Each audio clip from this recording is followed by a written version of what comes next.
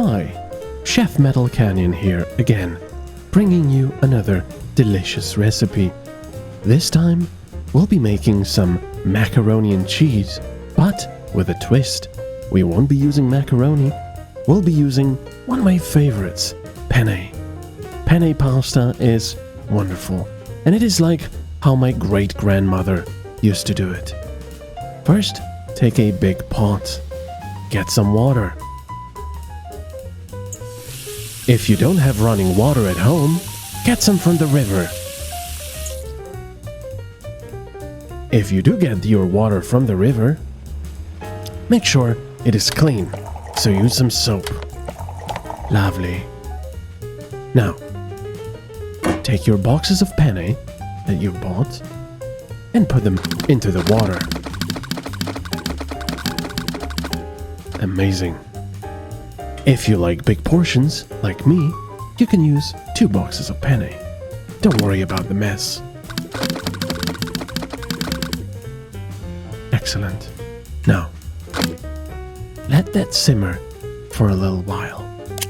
In the meantime, we're going to prepare our cheese part, which is very important. Take a baking tray and let's get some cheese. A very important thing with mac and cheese, or in our case, the penne and cheese, is to have a variety of cheeses. So we will use some gorgonzola, which is a very strong and lovely flavor, some cheddar cheese, which is a staple, some goat cheese, which will give it the fatness and yumminess. And of course, we will also use some Parmesan cheese.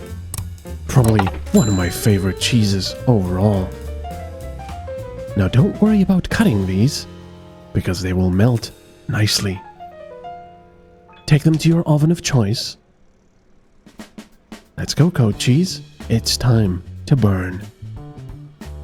There you go. If you're having trouble with putting stuff into your oven, go see your doctor and see what's wrong with you. Probably something neurological. Anyway, let's put this darn thing into the oven. Perhaps today, while it's still shining. There we go. Lovely. Turn the oven on and let that melt. All that goodness will be fantastic. Now, don't forget to close your fridge. Now the penne is cooking nicely. Some of them might look a little bit different to the others, but that's not a problem. Don't worry about that. In the meantime, you can observe the cheesy goodness in the oven. When the penne is done, turn it off, of course, and then pour everything over a colander. There we go.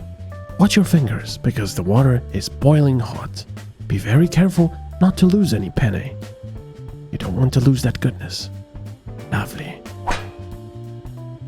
Look at that goodness. That is amazing. Now put that on the side for a little bit and get ready with your sour cream. This is one of the little details that I like to do. A very good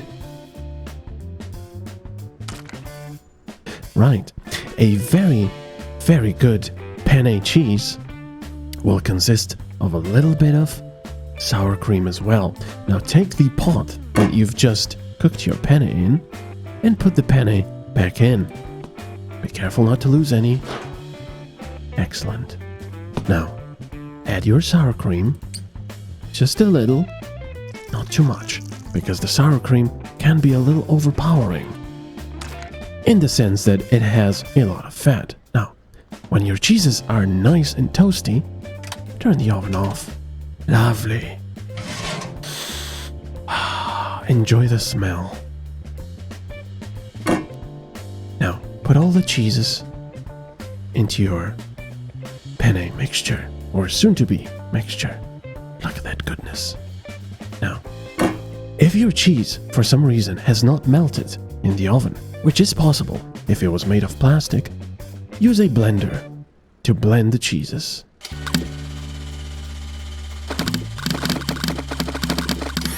Lovely. Now that is looking a lot more like my great-grandma used to make. Now for the final touches, garnish. People often ask me, Chef MetalCanyon, why should I garnish my stuff? I'm only making it for my family. They won't really care how the food looks as long as it tastes good. But remember, taste is not just taste, it is also smell and sight. Our brains work in very interesting ways. So, for the garnish, because this is penne and cheese, we'll use a little bit of extra cheese.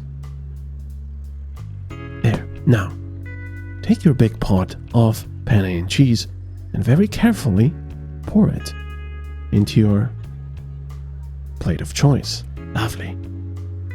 Now, just in case some of the penne dropped, you can still put it into your plate. There we go. Lovely. Put some of those brown ones in as well. Those are crunchy.